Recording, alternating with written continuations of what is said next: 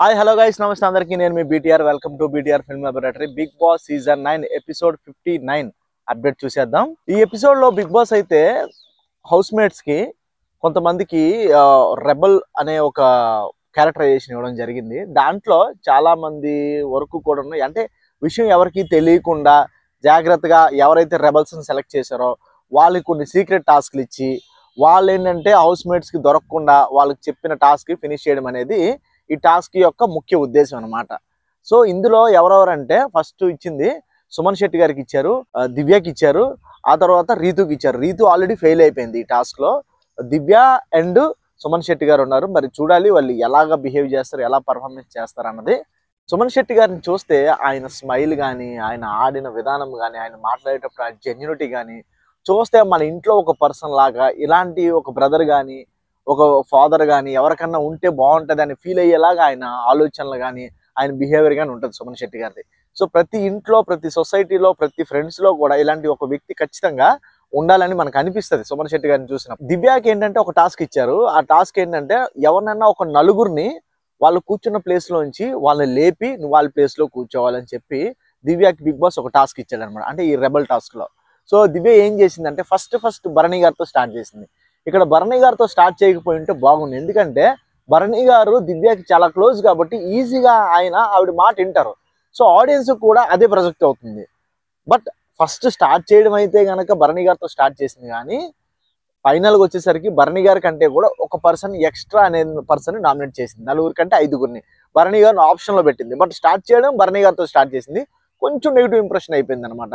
అలా స్టార్ట్ చేయకపోయి ఉంటే బాగుంది. ఎందుకంటే తను స్ట్రాటజీ అవ్వచ్చు దివ్యాది. ఎందుకంటే భరణి గారితో స్టార్ట్ చేస్తే కనుక నాకు ఎలాంటి పార్షియాలిటీ లేదు, హౌస్ లో టాస్క్ వచ్చేసరికి నేను చాలా జెన్యూన్ గా ఆడుతున్నాను అని ప్రూవ్ చేసుకోవడం కోసం భరణి గారితో స్టార్ట్ చేసింది. కానీ ఎండింగ్ మాత్రం భరణి గారు లేరు అందులో. ఎక్స్ట్రా ఇంకొక 4 మెంబర్స్ ఉన్నారు.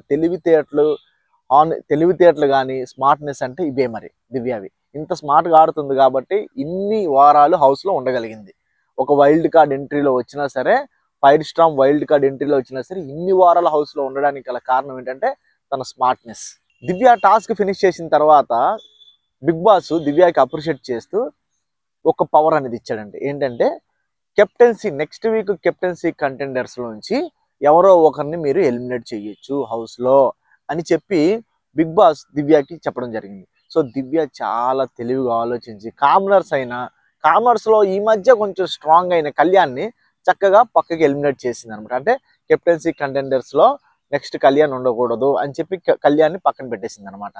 డెమాన్ అండ్ రీతు ఇద్దరు కూడాను మితిమీరిపోవడం వల్ల, లేకపోతే కనుక ఆడియన్స్ కొంచెం ఇబ్బందిగా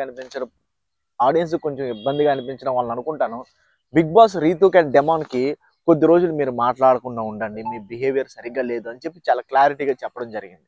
వీళ్ళిద్దరూ కలవకుండా మాట్లాడకుండా ఉండేలాగా అక్కడ దివ్యాని, ఎందుకంటే ఆ వీక్ దివ్య కెప్టెన్ కాబట్టి దివ్యాని వీళ్ళిద్దరికి ఒక సంచాలకుగా పెట్టారనమాట. సో వీళ్ళిద్దరు మాట్లాడుకోవట్లేదు. బట్ కిచెన్ ఏరియాలో మాత్రం ఇద్దరు చక్కగా తినిపించుకుంటున్నారు.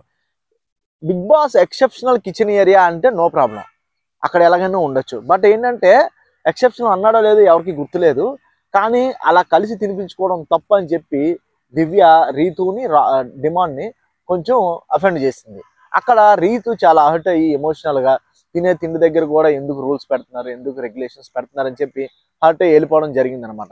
అది కరెక్టే. ఎందుకంటే తినే తిండి దగ్గర అన్నా సరే తప్పు నువ్వు చేసావు కదా రీతు. ఇప్పుడు అక్కడ ఆల్రెడీ ఏం చేశారు బిగ్ బాస్, దివ్యాని మీ ఇద్దరికి కలవకుండా ఉండడం కోసం పెట్టారు.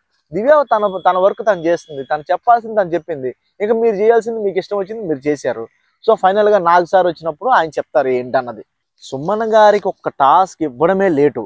అంటే ఒక సోల్జర్ లాగా, అంటే ఒక ఆర్మీ ఆఫీసర్ లాగా తను దేశం కోసం నిలబడినట్టు గేమ్ లో చాలా స్ట్రిక్ట్ గా ఉండి ఆయన చేయాల్సిన పని, ఆయన చేయాల్సిన సిద్ధాంతాన్ని నమ్ముకొని, ఆయన నమ్ముకున్న సిద్ధాంతాన్ని గట్టిగా నిలబడి ఆయనకి ఇచ్చిన పని సక్రమంగా చేశాడు ఆయన.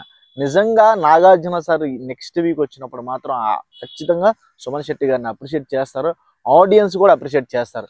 ఎవరికి ఆయన మోసం చేయట్లేదు, ఎవరికి బ్యాక్ స్టాబింగ్ చేయట్లేదు, ఎవరితో ఫేక్ ఆడట్లేదు, ఆడియన్స్ దగ్గర ఆనెస్టీగా ఉంటున్నారు, టాస్కుల్లో కష్టపడుతున్నారు. ఇంతకంటే టాప్ 5 లో ఉండవలసిన వ్యక్తికి ఇంకా ఏం అర్హతలు కావాలి? ఖచ్చితంగా టాప్ 5 లో మాత్రం సుమన్ శెట్టి గారిని చూడాలి. చూసినప్పుడే ఈ బిగ్ బాస్ సీజన్ 9కి ఒక అర్థం ఉంటుంది ఖచ్చితంగా. సో ఇది గైస్, చూశారు కదా, చూసి నచ్చింది అనుకుంటున్నాను. Thank you for watching. Like చేయండి, షేర్ చేయండి, సబ్స్క్రైబ్ చేయండి, కామెంట్ చేయండి. అప్పుడే నా వీడియోస్ ఎదుటి వాళ్ళ సజెషన్స్లోకి వెళ్తాయి. జై హింద్.